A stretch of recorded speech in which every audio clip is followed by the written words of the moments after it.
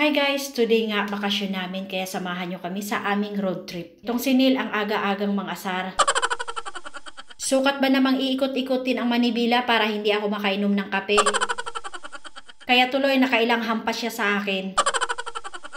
Ganda nga ng panahon, hindi mainit, hindi rin malamig, saktong-sakto lang at nakikisama rin sa amin. Pagi nga ng dinadaanan namin at napakatahimik ng kalsada, walang ka-traffic-traffic. At 10 minutes pa nga lang yung biyahe namin ay tumigil muna kami dito sa McDonald's kasi magpapahangin ng gulong si Neil. Dahil nga yung pupuntahan namin ay may kalayuan at nasa 3 hours ang biyahe kaya naman gusto makasigurado ni Neil na hindi kami maflatan ng gulong. Eto na nga, habang nagbabiyahe kami, nagpapatugtog si Neil so sinasabayan ko para naman hindi siya aantukin. Pero ang ginawa niya ay pinatayan ako dahil sinisira ko raw yung music. Nung effort pa nga ako at pakumpas-kumpas pa ako ng aking kamay para lang maaaliw siya sa akin pero hindi. Talaga ang ginagawa ko para naman makatawa siya at para hindi siya aantukin sa aming biyahe. After 1 hour ng aming pagbabiyahe, nag-stop over muna kami dito para mag-toilet at para magpahinga muna si Neil para na rin mag-UC. Sabi niya sa akin, nagugutom na daw siya kasi anong oras na, mag-11 o'clock na ng tanghali. At second stop nga namin dito para magpagas at kumuha na rin dito si Neil ng kanyang mga pananghalian na mga sausage roll at pie. Ko sa kanya, siya na lang kasi nakadalawang bisis na akong mag-almusal sa loob ng sasakyan. Tungan ko siya, sabi ko may tong dyan, wag mong kamayin, pero kinamay niya pa rin. Okay lang kasi hindi naman sila dito masilan. Yung kasunod niya ganun din kinamay kasi kanila naman yung kakainin. Napunta kami dito dahil nga inggitera ako sa nakikita ko sa Facebook. Ang daming nagpo-post na autumn feels kaya sabi ko kailangan makapunta rin ako dito. Pre, para may maipost din ako kinabukasan, magpapalupig ba ako?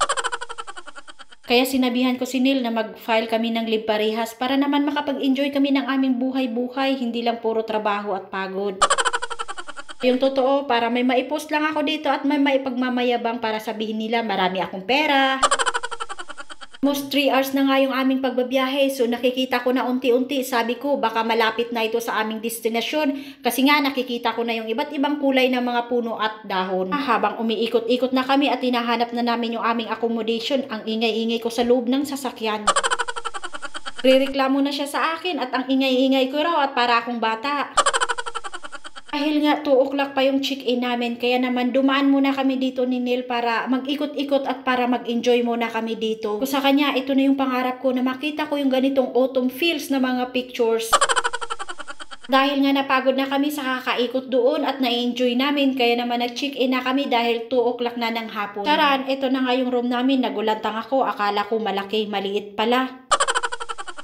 Iho nga kaming nagulat ni Neil dahil sa tansya niya, nasa 1970 pa itong accommodation. Choice na, kaya okay na kasi nabayaran ko na 670 pa naman 4 days. Kala ko mapapamura kami dito kasi countryside. Sobrang bahal din pala, parang nasa city ka na rin. Uy, dahil nagugutom na kami ni Neil kaya nag-ikot-ikot kami, mga 4:30 na ito ng hapon, naghahanap kami ng makakainan naming dinner. Pero wala kaming mahanap. Ito talaga yung mahirap dito sa countryside kasi maaga pa lang sarado na sila. Di talaga tulad sa atin na 24 hours ay open yung mga store, lalong-lalo na yung mga kainan. Kung sa kanya, ikot lang muna tayo ng ikot hanggat sa may makita tayo. So dito sa bandang dulo ay manakita kaming fish and chips kaya naman inantay namin kahit medyo may katagalan. Ito na, habang nag-aantay kami ng aming order, ito'y napapansin ko, halos mga vintage car yung mga sasakyan dito. Ako nga, sa television ko lang makikita, dito ko pala makikita sa countryside na ang yayaman pala ng mga tao dito. Nga ni Neil, ang mamahal daw ng mga sasakyan na ganito, nasa $70